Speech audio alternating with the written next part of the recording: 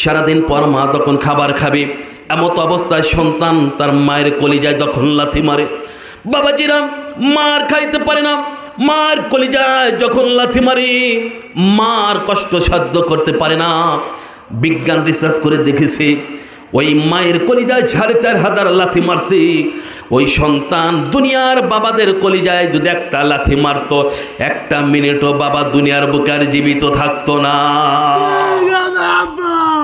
দেখবেন মায়ের পেটের ভিতরে যখন সন্তান থাকে, যেই সন্তান মায়ের গর্ভের মধ্যে থাকা অবস্থায় কম নড়াচড়া করে, বিজ্ঞান বলে ওই সন্তান মার পেটে ৪,৫০০ লাথি মারে। সন্তান মায়ের গর্ভে থাকা অবস্থায় যেই সন্তান মায়ের গর্ভে কম নড়াচড়া করে, বিজ্ঞান বলে ওই সন্তান মায়ের কলিজায় ৪,৫০০ লাথি মারে। দেখবেন মার যখন ৭-৮ মাস হয়ে যায়, ওই মা হঠাৎ করে বেহুশ হয়ে তার খাটের উপরে জমিনের মধ্যে পড়ে যায়। কথা ঠিক কিনা? আল্লাহর পয়গম্বরের কাছে যায় এক সাহাবী, বলেন ইয়া রাসূলুল্লাহ, আমি কাকে সবচাইতে বেশি ভালোবাসবো? আল্লাহর নবী বললেন উম্মুকা, তোমার মাকে। আবার বলেন কাকে? উম্মুকা, তোমার মা। আবার বললেন কাকে? তোমার মাকে। চতুর্থবার তখন বললেন ইয়া রাসূলুল্লাহ, আমি কাকে বেশি ভালোবাসবো? তখন আল্লাহর নবী বললেন আবুকা, তোমার বাবাকে। কাকে? তোমার বাবাকে। এই যে 3বার মায়ের কথা বলেছে আর বাবাকে, এই একবার যেন বলেছেন বাবার কথা, এই জন্য কি মাকে বেশি ভালোবাসবেন আর বাবাকে পুকুরে চুবাইবেন? বাবাকে ভালোবাসতে হবে না? আল্লাহর নবী মায়ের কথা 3বার কেন করলো একটু শোনার দরকার আছে না? শুনবেন তো ইনশাল্লাহ। খালি রং নাম্বারে কল দেন, জাগা মতো তো যাইব না। নাম্বার তুইলা কল দেন, তালিশেন ছেলের কাছে যাইব। নাম্বার ভুল করছেন, মেয়ের কাছে তো যাইবই। আল্লাহর নবী 3বার বলছেন মাকে ভালোবাসো। একবার বললেন তোমার বাবাকে। আল্লাহর নবী 3বার মাকে যখন ভালোবাসার কথা বলেছেন, ও আমার যুবক ভাইরা দিলের কান্দা শোনেন। ওয়া ওয়াসাইনাল ইনসানা বিওয়ালিদাইহি ইহসানা। আল্লাহ পাক রব্বুল আলামিন বলেন, আমি তা আমার বান্দা বান্দিকে তার মা বাবার সাথে সুন্দর আচরণ, সৎ ব্যবহার করার জন্য নির্দেশ দিয়েছি। হামালাতু উম্মুহু কুরহা, কারণ তার মা তাকে কষ্ট করে পেটে ধারণ করে। ওয়া ওয়াদাআতুহু কুরহা, অতি কষ্টে তার মা তাকে প্রসব করে। ওয়া হামলুহু ওয়া ফিসালুহু ৩০ শাহরা, অতি কষ্টে গর্ভধারণ করে, অতি কষ্টে মা প্রসব করে।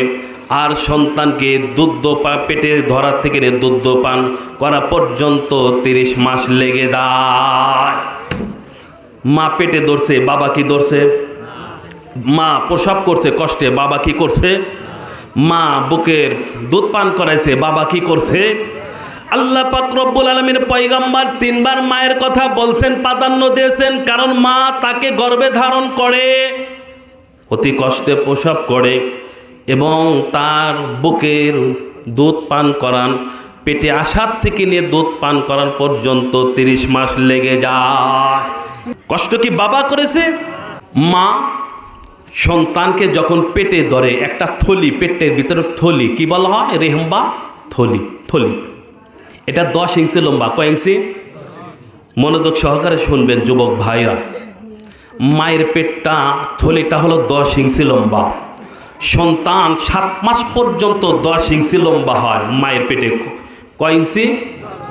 7 মাস পরে সন্তান বাড়তে থাকে। তাহলে মায়ের থলিটা হলো 10 ইঞ্চি। সন্তান যদি 11 ইঞ্চি হয়, তাহলে কই থলির ভিতরে আর জায়গা থাকে? আল্লাহ পাক রব্বুল আলামিন মায়ের গর্ভে যখন আমরা ছিলাম, যেদিন মায়ের গর্ভে আমরা উঠলাম, আল্লাহ পাক রব্বুল আলামিন আমাদেরকে যেদিন মায়ের গর্ভের ভিতরে পেটের ভিতরে দিলেন, সেই দিন থেকে আমার আপনার মার খাওয়া দাওয়া বন্ধ হয়েছে। কথা ঠিক কিনা? মা চলাফেরা করেছে। যেদিন আমি আর আপনি আমার মার পেটের ভিতরে আল্লাহ পাক রব্বুল আলামিন দিলেন, সেই দিন থেকে মায়ের হাঁটা চলা কমে গেছে। কথা ঠিক কিনা? আল্লাহ পাক রব্বুল আলামিন মায়ের এই পেটটার মধ্যে যে থলি, এই থলিটা হলো 10 ইঞ্চি লম্বা। সন্তান যখন মায়ের পেটের ভিতরে 7 মাস থাকে, 7 মাসের পরে সন্তানটা 1 ইঞ্চি বড় হয়ে যায়, কিন্তু মায়ের ওই থলির ভিতরে ওই সন্তানের পাটা রাখবে 100টা পরিমাণ জায়গা থাকে না। এই সন্তান যখন 1 ইঞ্চি বড় হয়ে যায়, বিজ্ঞানরা রিসার্চ করে দেখেছে মায়ের থলিটা 10 ইঞ্চি, কিন্তু সন্তান যখন 11 ইঞ্চি হয়ে যায়, বিজ্ঞান বলে মায়ের কলিজা নিচে সন্তানের পাটা যখন সেট করে দেওয়া হয়, মার কলিজা 1 ইঞ্চি উঁচু হয়ে যায়। যখন 2 ইঞ্চি লম্বা হয়, মায়ের কলিজাটা 2 ইঞ্চি লম্বা হয়ে যায়। সন্তান যখন 15 ইঞ্চি হয়, মায়ের কলিজাটা 5 ইঞ্চি উপরে উঠে যায়। দেখবেন মায়ের পেটের ভিতরে যখন সন্তান থাকে, যেই সন্তান মায়ের গর্ভের মধ্যে থাকা অবস্থায় কম নড়াচড়া করে, বিজ্ঞান বলে ওই সন্তান মার পেটে 4500 লাথি মারে। সন্তান মায়ের গর্ভে থাকা অবস্থায় যেই সন্তান মায়ের গর্ভে কম নড়াচড়া করে, বিজ্ঞান বলে ওই সন্তান মায়ের কলিজায় 4500 লাথি মারে। দেখবেন মার যখন 7-8 মাস হয়ে যায়, ওই মা হঠাৎ করে বেহুশ হয়ে তার খাটের উপরে জমিনের মধ্যে পড়ে যায়। কথা ঠিক কিনা? মা গোসল করতে গেছে, হঠাৎ করে আমার মা হঠাৎ করে জমিনের ভিতরে পড়ে যাবে, বেড়াটা ধরেছে। কারণ মায়ের পেটের ভিতরে আমরা ছিলাম, ওই মায়ের পেটের ভিতরে আমরা যখন লাথি মারি, মায়ের কলিজায় লাথি মারা হয়, মা সহ্য করতে পারে না, অজ্ঞান অবস্থা, অচেতন অবস্থায় মা জমিনের মধ্যে পড়ে যায়। 20 মিনিট বা আধা ঘন্টা পর মার যখন ভালো লাগে, মা এবার সুস্থ হয়, মা ধীরে ধীরে ওঠে। আবার সারাদিন পর মা যখন খাইতে বইছে, সারাদিন মা কষ্ট পেয়েছে, কোনো কিছু খাননি, খাবার খাননি। সারাদিন পর মা যখন খাবার খাবে, এমত অবস্থায় সন্তান তার মায়ের কলিজায় যখন লাথি মারে, বাবাজিরা মার খাইতে পারে না, মার কলিজায় যখন লাথি মারে, মার কষ্ট সহ্য করতে পারে না। বিজ্ঞান রিসার্চ করে দেখেছে ওই মায়ের কলিজায় 4500 লাথি মারছে। ওই সন্তান দুনিয়ার বাবাদের কলিজায় যদি একটা লাথি মারতো, 1 মিনিটও বাবা দুনিয়ার বুকে আর জীবিত থাকতো না। মায়ের কলিজায় সন্তান যখন লাথি মারে, মার তখন হুঁশ হারিয়ে ফেলে, মার মা থাকে না, মা অজ্ঞান অবস্থায় জমিনের মধ্যে পড়ে যায়। 7-8 9 মাস যখন হয়ে যায়, সন্তান নড়াচড়া করে, মায়ের কলিজায় লাথি মারে, মা অজ্ঞান অবস্থায় জমিনের মধ্যে পড়ে যায়। 10 মাস 10 দিন হয় বা 10 মাস হয়, যখন মার ডেলিভারি হবে, এমত অবস্থায় মা সবার কাছে দোয়া নেয়।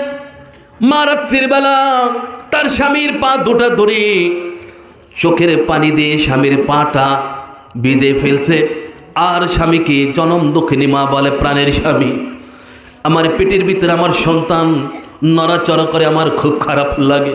ও প্রাণের স্বামী, আমার মন টেনে বলে, আমার মনের ভিতর ধুক ধুক করে।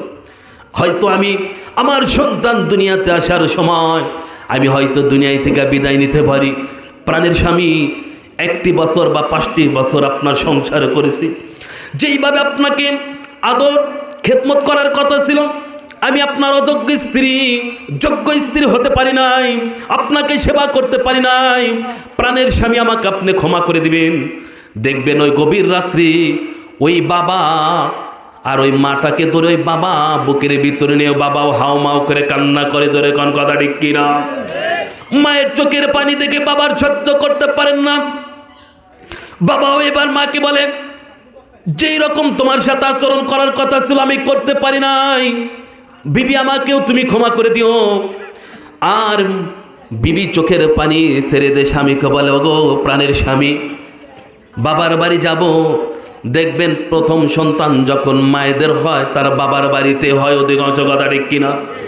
ওই মা প্রতিবেশীর লোকজনকে বলে যায়, চাচা শ্বশুর, খালু শ্বশুর যারা আছে, প্রতিবেশী যারা আছে, এদেরকে বলে যায়, মা চাচা আমার জানি কেমন লাগে, হয়তো আমি আর দুনিয়াতে বাঁচবো না, আমার সন্তান আমার পেটে আসার পর আমার খাওয়া দাওয়া কমে গেছে, আমার ঘুম কমে গেছে, আমার শক্তি ভরে গেছে, আমার মন টেনে বলি আমার এই সন্তান যখন আসবে হয়তো আমি আর দুনিয়ার বুকে থাকবো না। এই বলে মা সবার কাছ থেকে দোয়া নিয়ে যখন বাবার বাড়ি চলে যায়, মা 10 মাস 10 দিন বা 10 মাস পূর্ণ হয়েছে, সন্তান দুনিয়াতে আসবে। এমত অবস্থায় সন্তান দুনিয়াতে আসার আগে প্রথম একটা যখন কলিজা লাথি মারে, ওই মা বেহুশ হয়ে জমিনের মধ্যে পড়ে যায়। দ্বিতীয়বার সন্তান যখন মায়ের কলিজা লাথি মারে, কলিজাটা দাগ হয়ে যায়, কলিজা ফেটে রক্ত বের হয়, জমিনের ভিতরে মার কলস কলস রক্ত পড়ে যায়। কথা ঠিক কিনা?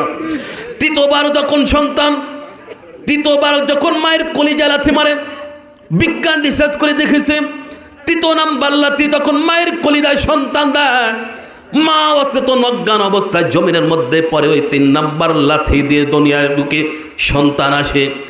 আর এই লাথিটা মায়ের কলিজায় লাগে, অজ্ঞান অবস্থায় দেখবেন জমিনের ভিতরে পড়ে থাকে। যেই সন্তানটা দুনিয়ার মধ্যে আসলো, ওই সন্তানটাকে তার শাশুড়ি, তার মা, তার বোন, প্রতিবেশী সবাই আনন্দ উল্লাসে মেতে ওঠে। আর ওই জনম দুঃখী মার কলস কলস রক্ত জমিনের মধ্যে পড়ে গেছে, অজ্ঞান অবস্থায় জমিনের ভিতরে দরাশায়িত অবস্থায় রয়েছে। সবাই নতুন মেহমানকে নিয়ে ব্যস্ত, কিন্তু ওই মায়ের দিকে কারো খেয়াল নাই। ওই সন্তান যখন দুনিয়ার বুকে আসে, আসার পর যখন সন্তান চিৎকার দিয়ে ওঠে, বিজ্ঞানরা রিসার্চ করে দেখেছে ওই সন্তান যত চিৎকার দেয় মায়ের বুকের ভিতরে চমকের মতো আল্লাহ পাক রব্বুল আলামিন কুদরতের মাধ্যমে ফিট করে দিয়েছেন। সন্তান যখন চিৎকার দেয়, বিজ্ঞান বলে প্রথম লাথি যখন মায়ের কলিজায় মারে, মায়ের কলিজা দাগ হয়ে যায়। সন্তান যখন চিৎকার দেয়, ওই চিৎকারের কারণে মায়ের কলিজার দাগটা ধীরে ধীরে মুছতে থাকি। 2বার 3বার যখন চিৎকার দেয়, মা অজ্ঞান অবস্থায় সুস্থ হয়ে যায়। মা এবার রক্তমাখা শরীর নিয়ে, ওই সন্তানের চিৎকার শুনে মা যখন রক্তমাখা শরীর নিয়ে এইবার তার মাকে, তার দাদিকে ডাকদা বলে, কে কোথায় আছো রে, আমার জাদুমণিকে আমার বুকের মধ্যে দাও। দেখবেন দাদি বা মা, বোন রক্তমাখা অবস্থায় সন্তানকে যখন তার মায়ের হাতের মধ্যে দেয়, মা অজ্ঞান অবস্থায় থাকে। এইবার মা যখন সুস্থ হয়েছে, এইবার যখন মার হুঁশ ফিরে আসছে, ওই সন্তানকে নিয়ে মা রক্তমাখা অবস্থায় সন্তানের কপালে চুমো দেয়। কথা ঠিক কিনা? সন্তানের গালে চুমো দেয়, সন্তানকে মা বুকের মধ্যে ধরে, এই যে সন্তান আসার আগে কলিজা লাথি মেরেছে, মা ওই সন্তানকে বুকের মধ্যে ধরে সব ব্যথা বলে যায়। চিল্লায় কোন কথা ঠিক কিনা? যেই সন্তানটা দুনিয়ার বুকে আসলো মায়ের কলিজা লাথি দিয়ে, ওই সন্তানটা বড় হয়েও মায়ের কলিজা লাথি মারে। কথা ঠিক কিনা? আপনাদের এলাকার যুবকরা ভালো, ওরা মাদেরকে কলিজায় লাথি দেন, একবার বিষ খাওয়ায় মারে নাকি?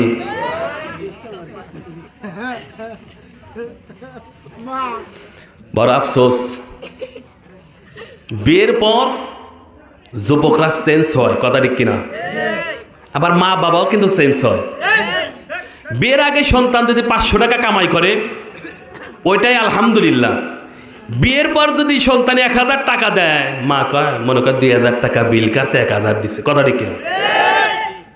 খালি কয় সন্তান চেঞ্জ হয়, আরে মা বাবাও চেঞ্জ হয়। মা বাবাকেও ছাড় দেওয়ার দরকার। কথা ঠিক কিনা? হ্যাঁ, ও মা, তোমরাও তো মা, তোমরা মেয়ে ছিলে, তোমরা বউ হয়েছো, তোমরা মা হয়েছো, তোমরা শাশুড়ি হও। কথা ঠিক কিনা? নিজের মেয়ে যখন পরার বাড়ি যায়, কয় বিয়ান আমার ছোট মেয়ে আপনার বাড়িতে দিছি, কাজ কাম কিছু শেখে নাই, নতুন অবস্থায় 1 বছর মেনে নিয়েন বিয়ান। আর যখন বৌমা এসে, কি বেহায়ার বেহায়া, এত বেলা পর্যন্ত ঘুম পারে, কথা কয় না।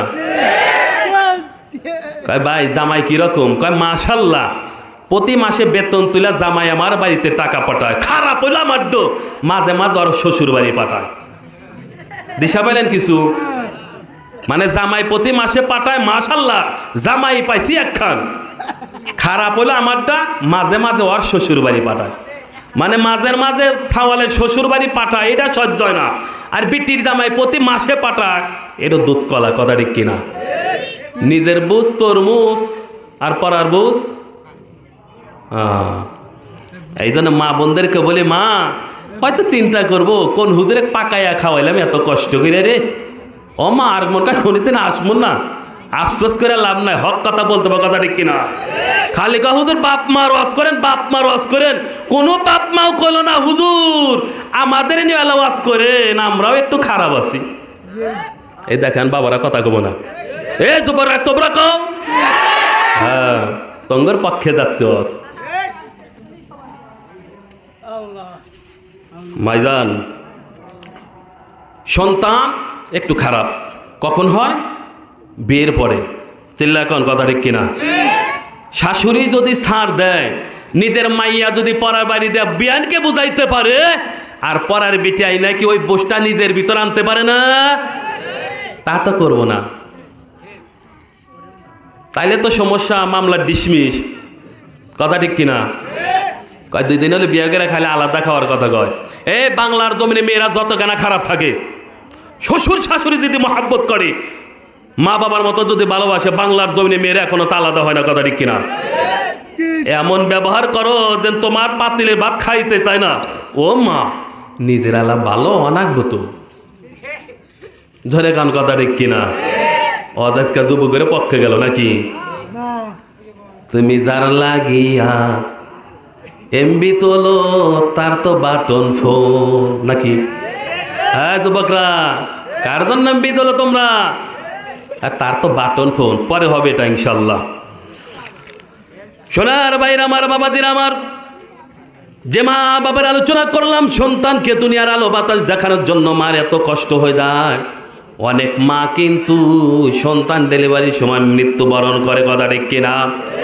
যেই মা প্রসবকালীন ডেলিভারির সময় যেই মা ইন্তেকাল করেন, আজকে শুনে নেন, ওই মা কিন্তু শহীদদের মর্যাদা লাভ করে। আর যে মা সন্তান হয়ে ফিরে আসে, জীবিত থাকে, যুদ্ধে থেকে ফিরে আসলে হয় গাজী, মারা গেলে হয় শহীদ। যে মা ডেলিভারি হওয়ার পর জীবিত থাকে, শহীদ হইলে যে সওয়াব, আল্লাহ তাআলা আমার মা বোনদেরকে ওই সওয়াব দিয়ে দেন। চিল্লায় কান সুবহানাল্লাহ। আল্লাহ তাআলা মা বোনদের কত ইহসান করেছেন। ডেলিভারির সময় যদি কোনো মা মারা যায়, শহীদদের মর্যাদা আল্লাহ তাআলা তাদেরকে এই পরিমাণ সওয়াব দিয়ে দেন। তাই বলে কিন্তু আবার কওয়া যাবে না আল্লাহ প্রথম সন্তানের সময় জানি মারা যায়, তাহলে স্বামী হারে বিধবা হবো, তাই না? স্ত্রী যদি মারা যায়, ভাই পিছনে জায়গা হইতেছেন, টাগা একটু চাপ দে, চাপ দেই, একটু জিকির করি, লা ইলাহা ইল্লাল্লাহ, লা ইলাহা ইল্লাল্লাহ, লা ইলাহা ইল্লাল্লাহ, লা ইলাহা ইল্লাল্লাহু মুহাম্মাদুর রাসূলুল্লাহ। বাবারা, আমি বলছিলাম আপনারা যে যে দলই করেন না কেন আমার কোনো আপত্তি, আপনারা পীর ধরেন, আমার কোনো আপত্তি, তবে শর্ত হইল ওই পীর ধরে জানি পরকালে পার হইতে পারেন, কথা ঠিক কিনা? এরকম পীর ধরেন। আমি জানি আপনাদের এলাকায় অনেক মুরিদ আছে না? এরা আমি কিন্তু আপনাদের আত্মীয়, যদি তালাশ করি আমাকে 1 মাস থাকতে হবে এখানে, তাও আত্মীয় ফুরাইব না। পাশে বসা, আজকে খাওয়াইছে আমাকে শশা, এ আমার খালু, দাম কমেছে আলুর, কথা ঠিক কিনা? অস করতে করতে শরীর হবো গামা, পিছনে আছে আমার মামা, নাম হলো কোরবান। হ্যাঁ, কয় নিজের জান বাসা, আনসের মনসের আমার চাচা চেনেন না?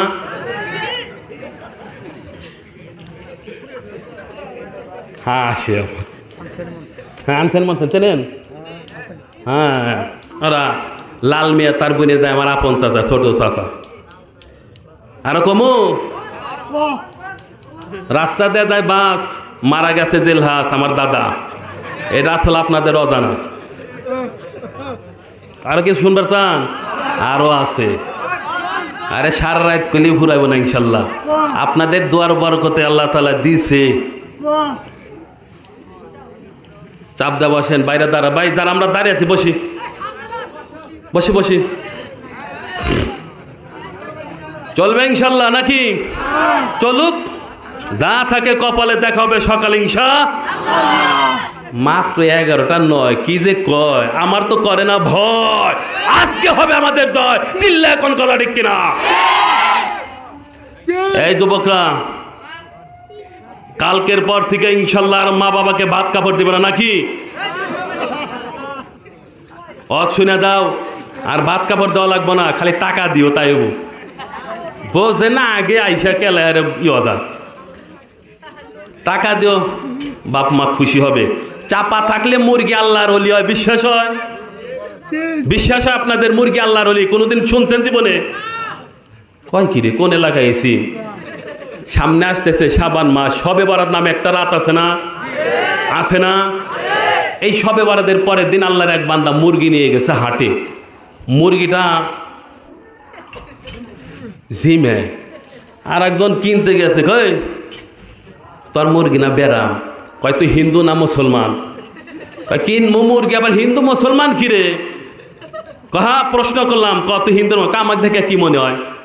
কয় গাও দেখায় গন্ধ না, মাতর আলি তুলে তার সেন বাইরে হবে না, কথা ঠিক কিনা? প্রশ্ন করছি তুই হিন্দু না মুসলমান এটা বল। কয় আমি মুসলমান। কয় ব্যাক্কেল, গত রাত কি গেছে? কয় সবে বরাত। কয় মুসলমানদের কি? কয় ইবাদতের রাত। কয় সারা রাত আমার মুরগি ইবাদত করছে, ঘুম পাড়ার টাইম পায় না, তাই দিনে জিমাইতেছে, ঘুম পাড়তেছে। এই জন্য বলি, চাপা থাকলেও মুরগি আল্লাহর ওলি, কথা ঠিক কিনা? চলবে কতক্ষণ? কয় কি এই কি মোবাইল টিপা পাইছা যে খেতার তলে ল্যাপের তলে যা সারা রাত টিপ, তোমার বাপ মাও দেখবো না? হ্যাঁ, তুমি কার লাগিয়া এমবি তোলো, তার তো বাটন ফোন। পরে হবে, একটু নিউজ দিলাম, অ্যাড দিলাম, অ্যাড। এবার আসেন মুসলমান ভাইরা, আমাদের নামাজ কালাম পড়তে হবে। নামাজ ছাড়া কোনো উপায় নাই, আছে কি? পীর ধরো, আলেম ধরো, জালেম ধরো, যাই ধরো, নামাজ ছাড়া কোনো উপায়। আমরা মুসলমান, আমাদেরকে নামাজ পড়তে হবে। মুসলমান ইসলাম ধর্ম সবচাইতে শ্রেষ্ঠ ধর্ম, কথা ঠিক কিনা? মুসলমানের ঘরে আমরা জন্ম লাভ করি, সেই জন্য আমাদের জীবন হলো সুধন্য, কথা ঠিক কিনা? মুসলমানের ঘরে জন্ম নিয়েছি, আমাদেরকে নামাজ 5 ওয়াক্ত পড়তে হবে। এই বিষয়ে একটি টকদাল মিষ্টি দিয়ে আলোচনার মধ্যে যাবো। মানুষের যদি বিটির জামাই করে কামাই, বাড়িতে আসলে খাওয়াবেন লাচ্চার সেমাই, বাড়ি করে দেবেন তামাই। 3 দিনে বেশি থাকলে আবার জানি কন্যা গার ধরে নামাই। বিটি বিয়ে দিয়ে যদি দেয়, জামাই যদি নামাজি হয়, শ্বশুর একটু আনন্দ পায় না? বলেন, বিটির জামাই যদি এসে নামাজ পড়ে, যেমন আমার কথা আমি কই, আমি বের পরে আমার শ্বশুর মানে জুমার নামাজ পড়তে গেছি তো আলহামদুলিল্লাহ, কয় কে? আমার মেজর মেয়ের জামাই, আলেম আলেম আলেম, বক্তা, ভালো ওয়াজ করে। এত কথা বলার কি দরকার আছে? যদি বলতো আমার বিটির জামাই, মানুষকে বিশ্বাস করতো না? ওই যে একটু হুজুর তো, আমার মেজো বিটির জামাই আলেম, বক্তা, টাঙ্গাইল থাকে, মাদ্রাসার মুহতামিম। অত প্রশ্ন কি করছে? মানে খুশিতে বলতেছে কথা, কথা ঠিক কিনা? বিটির জামাই যদি নামাজি হয়, শ্বশুরের মন ভালো হয়। মসজিদে গেলে কেডা এটা? হুকুম আলীর বিটির জামাই, কোরবানির বিটির জামাই, শুকুর আলীর বিটির জামাই, কথা ঠিক কিনা? মানুষ চেনে তো। এই মুসল্লি মানে মুন্সির মেয়ের বিয়ে হয়েছে তো, জামাই কইতেছে, বাবাজি নামাজ কালাম কিছু পারো? কয় কার কাজ কি আনো? কয় কিছু কি পারো না? কয় থাক, পারো কি দিবে না? আর শ্বশুর কয় বাবা নামাজ পড়া জানো? কাব্বাজেন কি কয়? মসজিদ আমাদের বাড়িতে। এ ভাই, মসজিদ বাড়ি তলি কি সে নামাজি? বলেন, সে কি নামাজি? তো আসো, উজু করো। কাছার দিয়ে গরুর চারিতে নামছে, শ্বশুরের বোঝার কাম শেষ। জামাই কয় নাম্বার মুসলি, কথা ঠিক কিনা? শ্বশুর চিন্তা করলো, বাবা এদিকে আসো, আমি যে বাকিরা দেখাই তুমি ওইভাবে উজু করো। শ্বশুর দেখায় দিছে, উজু করছে। শ্বশুর মাগরিবের নামাজ পড়বে, কয় বাবা আমি ইমাম সাহেব, আমি যে বা করি তুমি সেই ব্যয় করো, ওই ব্যয় তুমি করো, নামাজ হয়ে যাবে। মাগরিবের নামাজ পড়াইছে। তদানীন্তনকালে আগে মানুষের ঘর ছিল সোনের, তাই না বাবাজি? সোনের ঘর ছিল। এই 2 রাকাত নামাজ পড়ছে মাগরিবের 3 নাম্বার রাকাত, 2 রাকাত পরে যখন দাঁড়ায় হয়েছে তাশাহুদ পড়ে, এই 2টা বল্লা, মনে করেন আলেম আর একটা জালেম, দল দেয় দিলে আবার মাইন্ড করতে পারে, আলেমকে দেয়। আলেম আর জালেম ঝগড়া করে নিচে পড়ছে, ঝগড়া শেষ, উড়াল দিছে, শ্বশুরের লুঙ্গির ভিতরে গেছে। তো শ্বশুরে যখন কামড় দিছে, শ্বশুর না কোলাইতে না পারে নাপ দেখ টুরছে। জামাই চিন্তা করলো, আব্বা কইছে আমি যে বা করি তুমি ওই ব্যয় করো। আব্বা এক হাত নাবদা উঠছে বয়স, আমি যদি 3 হাত নাবদা না উঠে আমার তো মাল থাকে না। জোরে নাব দিয়ে 2 হাত মোটামাটি উঠছে। শ্বশুর তো খালি ঠোঁট কম রেখেছে, তাড়াতাড়ি সালাম, আসসালামু আলাইকুম। আসসালাম, এই জামাই এটা তুমি কি করলা? কয় আপনি তো কইছেন আমি যে বা করি তুমি ওই ব্যয় করো। কয় বললা আমাকে হাল দিছে, আমি মনে হচ্ছে নামাজে ভাল আছে। খালি হাসেন না, হাসার বিল দেওয়া লাগলে আর হাসলেন না। কথা বলছি বোঝেন। নামাজ পড়া যদি না জানে এরকম হওয়াটা স্বাভাবিক, কথা ঠিক কিনা? এই জন্য আমরা মুসলমান জাত, আমাদের নামাজের ত্রুটি হওয়া যাবে না। নামাজ আমাদেরকে শিখতে হবে। এই নামাজ শিক্ষা করার জন্য আমাদেরকে সকালবেলা মক্তব বা মাদ্রাসায় যাইতে হবে, কথা ঠিক কিনা? এই সুযোগ যদি না থাকে মসজিদে গিয়ে ইমাম সাহেবের কাছে আমাদের নামাজের বিষয় জানতে হবে, শিখতে হবে, কথা ঠিক কিনা? তাহলে মসজিদ আবাদ করার দরকার আছে না? ইন্নামা ইয়া'মুরু মাসাজিদাল্লাহি মান আমানা বিল্লাহি ওয়াল ইয়াউমিল আখির ওয়া আকামাস সালাতা ওয়া আতাজ যাকাতা ওয়া লাম ইয়াখশা ইল্লাল্লাহ। কিছু বলবেন?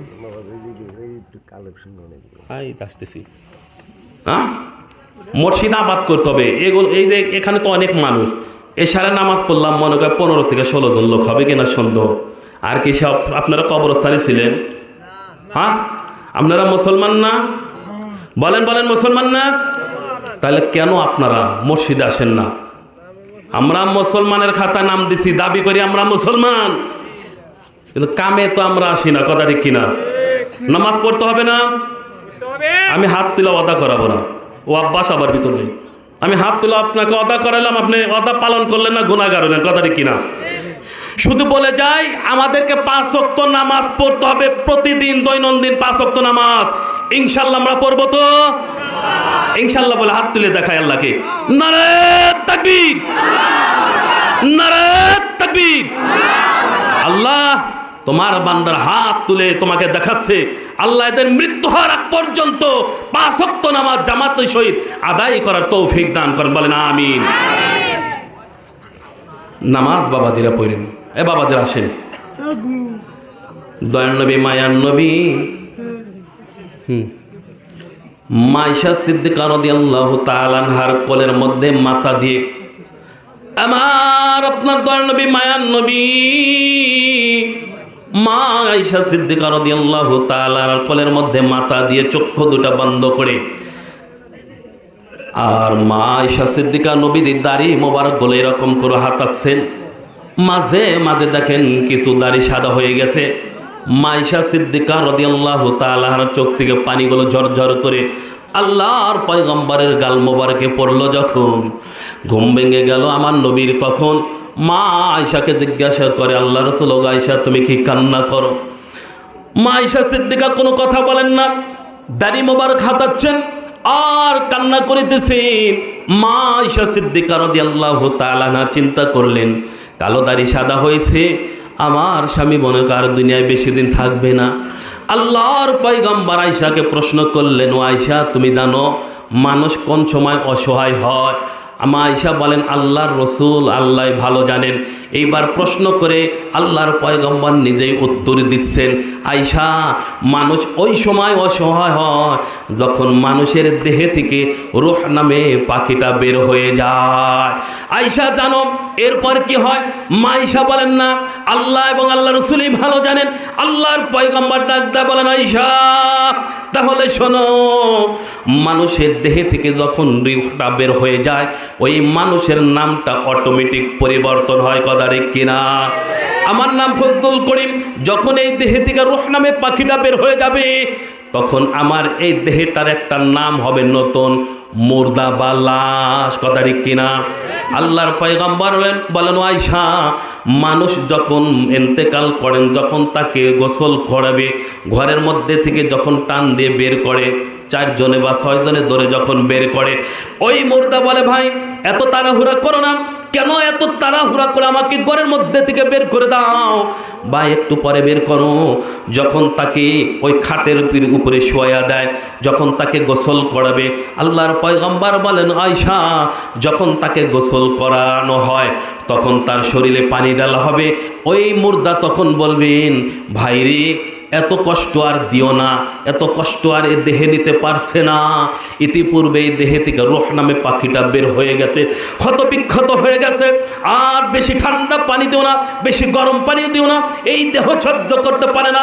আল্লাহর পয়গম্বর বলে আয়েশা, ওই লোকটাকে যখন গোসল করানো হয়, যখন লোকটাকে কাপড় পরানো হয়, ওই লোকটা তখন বলে, ঘরের মধ্যে বাক্সর মধ্যে টাঙ্গের ভিতরে আলমারির ভিতরে দামি দামি কাপড়, ওই কাপড় তুই আমাকে কেন সাদা কাপড় দিচ্ছ, এত কম দামা কাপড় কেন দিচ্ছ? কথাগুলো কেউ শুনবে না, এই কথা কেউ শোনে না।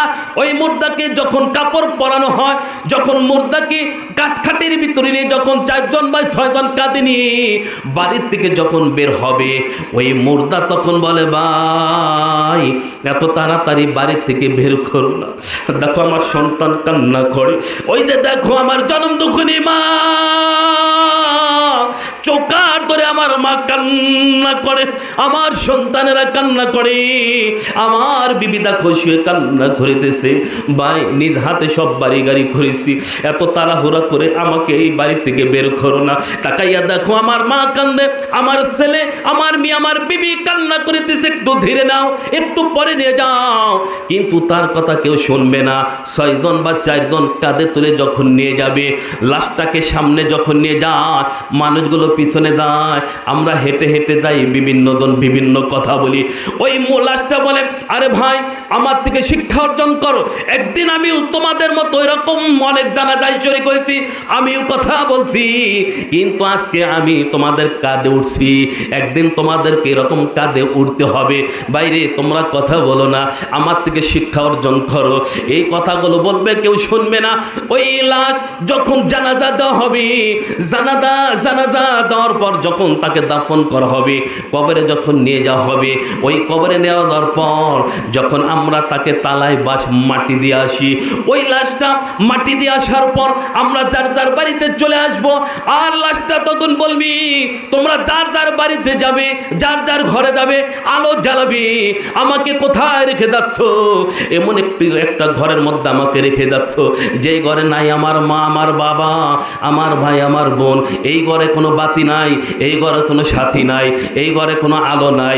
এমন একটা ঘরের মধ্যে আমরা তাদেরকে রেখেছি, ওই ঘরের মধ্যে কোনো মানুষ নাই, কোনো দরজা নাই, কোনো জানালা নাই। ওই ঘরের মধ্যে ওই মাটির কবর, ওই ঘরটা কারো জন্য জান্নাতের বাগান বা কারো জন্য জাহান্নামের গর্ত হয়ে যাবে। ওই কবরটার মধ্যে সাপ বিচ্ছু কীট পতঙ্গ আমাদেরকে ডাকতেছি, আসো কবরে আসো। ওই কবরের মধ্যে বাবা এমন এমন ফেরেশতা নিযুক্ত করা হবে, ওই কবরের ভিতরে অন্ধ ফেরেশতা নিযুক্ত করা হবে, ওই কবরের ভিতরে বধির ফেরেশতা নিযুক্ত করা হবে, ওই কবরের ভিতরে বোবা ফেরেশতা নিযুক্ত করা হবে। আমল যদি ভালো হয় সমস্যা নাই, আর আমল যদি খারাপ হয়, ওই অন্ধ ফেরেশতা আমাদেরকে বাড়ি মারবে হাতুড়ি দিয়ে, সে যতই বলি না কেন সে দেখবে না। আর বোবা যতই বলি না কেন সে কথা বলতে পারবে না। আর যে বধির যতই কান্না করি না কেন সে কানে শুনবে না। ওই কবর থেকে বাঁচতে চাইলে আমাদেরকে আমল করার দরকার আছে না? মানুষ যখন মারা যায় তার কয়েকটা আমল রেখে যায়, যাতে দুনিয়ায় থেকে মৃত্যু হওয়ার পর কবরে শুয়ে শুয়ে পাবে। কথা ঠিক কিনা? কোনো মানুষ যদি রাস্তাঘাট বাঁধে দেয়, রাস্তাঘাট বেঁধে দেয়, বা রাস্তার মধ্যে টিউবওয়েল দিয়ে দেয়, নলকূপ দিয়ে দেয়, বা কোনো গাছ লাগায়, মসজিদ মাদ্রাসা যদি মানুষ দান করে, তাহলে ওই দানের সব কিয়ামত পর্যন্ত কবরে শুয়ে শুয়ে পাবে। চিল্লা এখন কথা ঠিক কিনা? এই সব আমাদের পাওয়ার দরকার আছে না? আমাদের সবারই আছে না? আপনারা হাত তুললেন, আমি হাত তুলতে বলবো, আপনাদেরকে প্রশ্ন করব, কার বাবা নাই হাত তুলে দেখান তো। যাদের বাবা নাই, ভাই আমারও বাবা নাই, হাত নামান। এবার হাত তোলেন, কার মা নাই? নামান। এবার হাত তোলেন যার মাও নাই, বাবাও দুনিয়ার বুকে নাই। যাদের মাও নাই, বাবাও নাই, ভাইজান মার কথা মনে পড়ে কি? যাদের বাবা নাই বাবার কথা মনে পড়ে কি? চক্ষু দুটা বন্ধ করলেই তো বাবার চেহারাটা চোখের সামনে ভেসে ওঠে। বাবার কাঁধে উঠতাম, বাবার পকেটে থেকে টাকা নিতাম, চক্ষু বন্ধ করলেই তো জনম দুঃখিনী মায়ের কথা মনে পড়ে যায়। যেই মা পৌষ মাসের মধ্যে, পৌষ মাস শীতের মধ্যে বা মাঘ মাসে শীতের মধ্যে মা ডান পাশে শোয়াইছে আমাদেরকে আমরা ছোট্ট। মার রাত্রে ঘুম নাই, মা বারবার সন্তানের পিঠে হাত দেয়, বুকে হাত দেয়, প্রস্রাব করে ভিজাইছে কিনা। আমরা প্রস্রাব পায়খানা করেছি, মা বাম পাশে নিচে, কথা ঠিক কিনা? বাম পাশ যখন বিদায় দিছি মা বুকের উপর নিচে, কথা ঠিক কিনা? বুকের উপর যখন প্রস্রাব পায়খানা করে দিয়েছি মা গার ধাক্কা দিয়ে বা আমাদেরকে ঢেল দিয়ে বাহিরে বের করার, কথা ঠিক কিনা? ওই মা এত কষ্ট করে আমাদেরকে লালন পালন করলো। ওই মা বাবাকে আজকে আমাদের যাদের মা বাবা অন্ধকার কবরে, ওই মা বাবা যদি জীবিত থাকতো তাদের পিছে টাকা পয়সা খরচা হতো না? কথা বলেন, হতো না? বন্ধুগণ আমার, মা কবরে, বাবা কবরে, দাদা দাদি নানা নানি কবরে, তারা শুধু তার প্রতিবেশী, তার আত্মীয় স্বজনের দিকে তাকাই আছে। কোনো বান্দা যদি কারো নামে কোনো দান সদকা করে যদি তার নামে বক্সা দিয়ে দেয়, আল্লাহ পাক রব্বুল আলামিন ওই দানের সব তার কবরে পৌঁছাইয়া দেয়।